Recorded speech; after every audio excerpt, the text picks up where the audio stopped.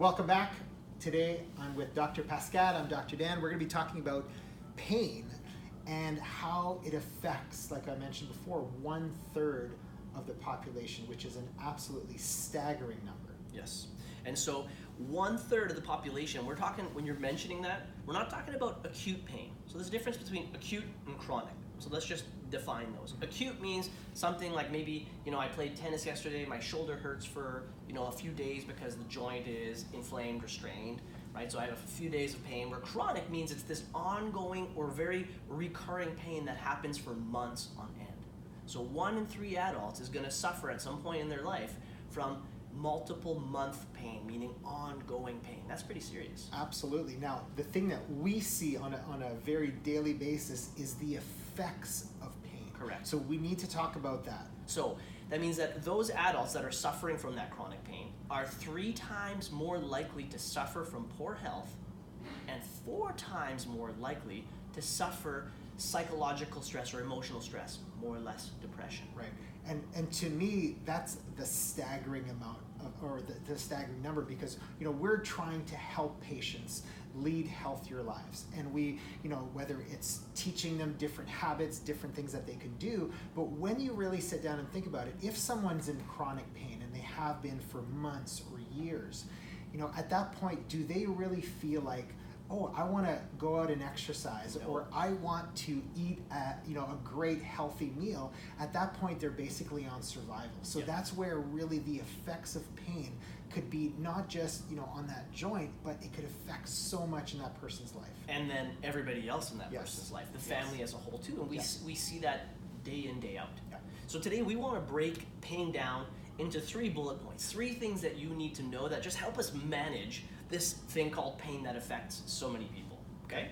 So number 1 is immobility, number 2 is inflammation, and number 3 is the emotional effects of pain, okay? So let's start with immobility. Dr. Dan, take us away. So key thing that we need to understand about immobility is a few parts. Number 1 is the lack of movement that we have as a whole, right? We're sitting at work, we're sitting in our cars, we're sitting watching Netflix at home, we're sitting on our phones. So we are not moving the way that we should, and that immobility will create pain, and we'll explain that in a little bit. The other key part that we need to know is the immobility on a segmental or per joint basis. So if we have bad posture, that will cause different parts of our spines not to be moving, which could cause pain, but also an injury or an old injury that is now not moving, creating that joint to experience more pain. So we need to understand a few things. Now, stay with us here. We're going to be talking about a little bit of some science geek nerd stuff that we both love. But we need to understand 2 things. Number 1 is what we call a mechanoreceptor and a nociceptor. So walk us through that. Okay, so very simple. Let's just look at it like this, okay? Mechanoreceptor means movement receptor. Okay. Nociceptor means pain receptor, okay?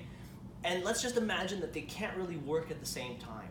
So the more movement I have, the more mechanoreception I have in a joint. So when a joint moves, it stimulates these things called mechanoreceptors, and my brain senses that movement, okay? On the other end of it, if the joint isn't moving, or if a joint is injured, those nociceptors or pain receptors are activated.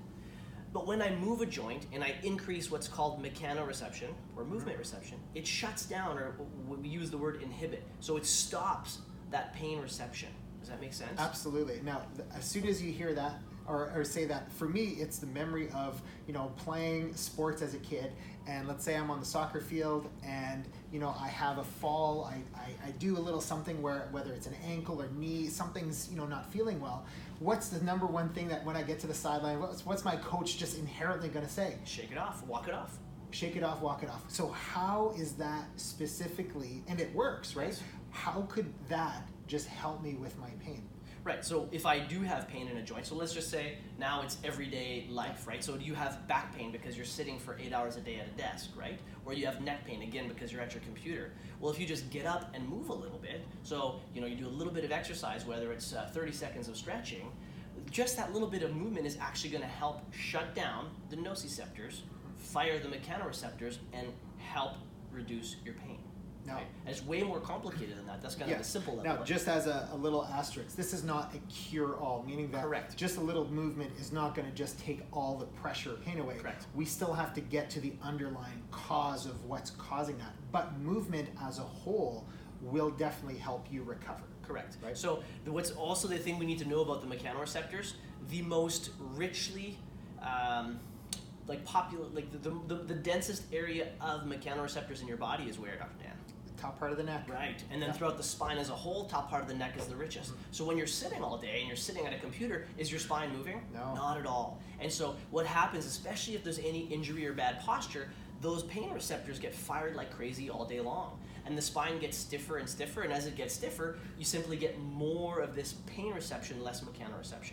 Okay, so posture is huge during the day while sitting at a desk to create motion in your spine. Okay, so a few things of how we could help people. So number one, last week we talked about, on the last podcast, being proactive or reactive. So we have two types of people. We could have people that are currently experiencing pain, and we have other people that maybe just be sitting and they want to be proactive and be ahead of where things need to be. So what could people do, number one, during the day? Okay, so if you have a computer job or you're a sedentary job, we won't just say computer, anything where you're not moving much throughout the day, every 30 minutes, take 30 seconds of a break. 30-30. 30-30. You could do any stretch you want or any form of movement you want for those 30 seconds. It could be walking to the water cooler, right? Just to go fill up your glass of water. But you could also look at things like our previous podcast, we talk about postural exercises while sitting at a computer. We're not going to describe them, but I can list a few of them. There's the Brugger relief position, the wall angel, the head retraction. You can YouTube any of those postural exercises, can be done in 30 seconds just sitting at a computer. Okay?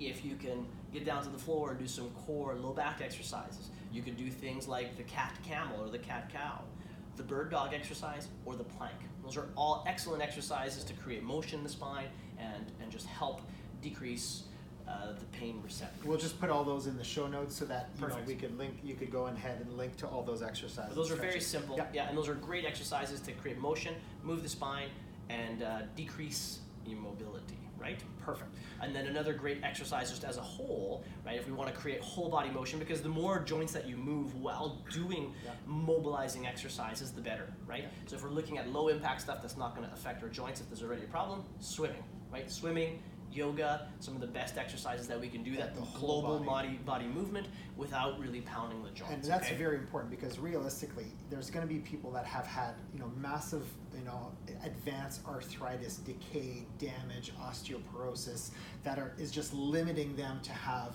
normal movement or mobility. So sometimes swimming, which is completely, low impact, less pressure on the joints, but still a very high percentage of movement into the higher, all the spine, all the joints. So swimming is one of the best ones, especially if you've gone through quite a bit of damage or arthritis. For sure. So that's immobility, all right? So bullet point number 2, we mentioned inflammation. So Dr. Dan, what is the number one cause of inflammation in the 21st century? Well, definitely food. Our diet. So the key thing is we just talked about mechanoreceptors and nociceptors, but one thing that will cause things to move is inflammation as a whole. So when we're talking about diet, diet rich in corn, soy, grains, dairy, things like that will cause more inflammation, and as a whole, all those joints are now more immobile, more inflammation, which could definitely cause more pain. Right? And so all those things that Dr. Dan just mentioned are really high in a certain kind of fatty acids called omega-6. I think most people today have heard of this omega-6, omega-3 connection to inflammation in our body. And so in, the Western Hemisphere, specifically North America, we eat a lot of these omega-6s because we eat a lot of grains and packaged foods that are rich in that oil, but we don't eat many omega-3s, which are often found in nuts, seeds, wild fish, right? Wild caught fish. And so we lack those oils, which are anti-inflammatory, right? So that omega-6 is very inflammatory, omega-3 is anti. So a good way, Dr. Dan, that people can reduce inflammation, even with just making minor dietary changes, what would be the number one way that they could reduce inflammation? First of all, decrease the number of, kind of packaged foods, grains, soy, corn, things like that, and really focus on a diet of vegetables, meat, good fats that could decrease your inflammation as a whole. Right. So whole foods, basically, Yep. Real foods. Exactly. If it doesn't have a food label on it, Yeah. good to go. Generally, will be a form of anti-inflammatory or not increase your whole body inflammation. In our workshops, we talk about the number one rule, for food, nutritional rule is that the further away any food is from its natural state, the more potential harmful it could be to your body. Right. So always kind of have that rule in the back of your head. So when you're buying something, how close is it to its natural state? If it is its natural state, chances are it's fantastic for you, healthy for you, anti-inflammatory, things like that. So decreasing inflammation through diet is maybe easy in the theory, but sometimes challenging in application because it does require you to make some dietary changes, right? Yep. But if changing things in the diet is challenging and you don't want to get into that right now, there are things you can add to your diet to also help decrease inflammation, right? So you can supplement with things. Mm-hmm. You can supplement with turmeric. So whether you add like curry powder or turmeric to your food when you're eating it, or now you can even buy it in capsule form. Many health food stores have turmeric because of its numerous health benefits, one of them being anti-inflammatory. Omega-3, so high quality distilled fish oil, molecularly distilled, has to be clean, so make sure you get a good source there, and magnesium. Yeah. So between supplementing with those three things helps whole body healing, whole body inflammation gets reduced. Okay, so we're 2/3 of the way out of our 3 points. Just to quickly kind of get those points. So if you are in pain, number one is you need to move, and number two, we need to decrease inflammation. And yes, we could supplement a little bit and kind of take care of our diet. Right? Now, number three is the emotional effect of pain. Yeah. And that, I think, is probably the bigger impact that pain could have in our body. Yeah, and that really comes in, generally, the emotional comes in when it becomes chronic. Yeah. Right? We know there are studies that show us that once pain has been ongoing for about 6 months, there are actually physical changes that happen in our nervous system. So like in the brain, in the gray matter of the brain, we start to notice patterns towards depression. So people start to get physically depressed. So, it's really important to address steps 1 and 2 as early on as possible to prevent this from happening. Yeah. Now, let's say it's been more than 6 months. Yes, your bullet points number 1 and 2 are still going to help you to improve that emotional state. Because if not, what happens is, like you mentioned, we get into this vicious cycle, and people tend to not want to do things. You don't want to exercise anymore. You don't see the need to eat properly because you feel like this is never going to go away, and it starts to really impact your life and your family's life as a whole. And obviously, pain affects our posture, and our bad posture will cause more pain. Yep. You can't sleep, you can't move. So it's literally, it is that vicious cycle. So for us, what we want to do to really start to help someone is, number one, start to create better movement and motion in the spine, obviously through specific adjustments as well as stretches, exercises, things like that. But we need to get the body moving to enable the body to start to get out of those bad patterns. Absolutely. And a little thing that you can do at home to improve your emotional status is gratitude, right? So the same thing, one of the quickest ways to go from that stressed state, which is called fight or flight or sympathetic, plenty of names to describe it, but it's that really tense state that most of us spend a lot of our days in because of the stressful lives that we live. So a great way to shut that stress response down, Dan, is to have gratitude, right? So spending 5 minutes in the morning, first thing when you get up, maybe 5 minutes before bed, all you do, is just spend 5 minutes thinking about all the things in your life that you're grateful for. The fact that you do have food on the table, the fact that you live in a fantastic, first world country, and that you do have a roof over your head. So just simple things of gratitude can help change that mindset and that sympathetic stress response. For us, what we do is whenever on our weekly meetings, we always start with a win, right? And sometimes even for us, it's we want to kind of create, okay, what's this massive, amazing win that I've had this week? But really, a lot of times it's as simple as, hey, I had the ability to have a good night's sleep. I have a vehicle to get me to work. Yeah. I have food on the table. My kids are healthy. All these little things that we forget. But when you add them up, that really helps the body, the mind transform into that stress, fight or flight response to the, okay, everything's going to be okay, and we're going to go. Now, again, this is not a one day, everything's going to be fine. this is something that again, if you could form a habit of, whether it's before going to bed, first thing in the morning. For me, I love it first thing in the morning, where it helps me set my day, set my priorities straight, what I need to do, and it gets me off on the right foot, literally. Absolutely.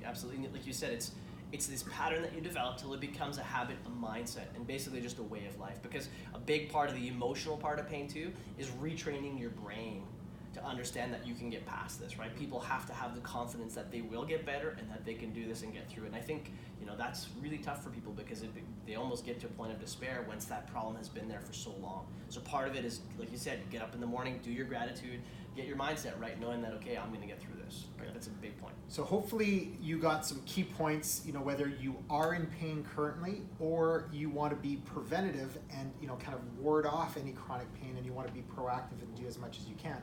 But again, if there's any questions, if there's any concerns, if you're not sure what else to do, just know that we are always here to help in any way we can, whether it's a phone call, an email, a consultation, anything that we could do to help, we're there for you. So you could either reach us out here at the office at Lindenwood's Chiropractic, 204-474-1159. Have a great day, and see you on the next episode.